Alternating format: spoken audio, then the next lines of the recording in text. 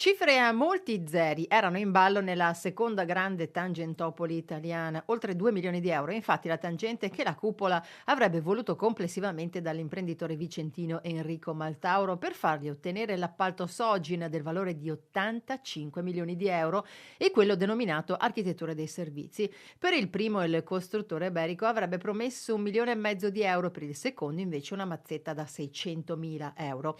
Cifre e percentuali spiegate ai magistrati inquirenti da Sergio Cattozzo. Per la seconda volta in meno di una settimana il cosiddetto mediatore si è ritrovato davanti ai PM e ha confermato il quadro accusatorio contenuto nelle voluminose ordinanze d'arresto, aggiungendo però dei particolari non secondari, come ad esempio che per la tangente dell'affare Sogin, la costruzione di alcuni depositi di materiale radioattivo a Saluggia nel Vercellese, è vero che vennero versati 600.000 euro, ma il totale del denaro pagato dall'imprenditore Maltauro avrebbe dovuto essere di 1,5 milioni.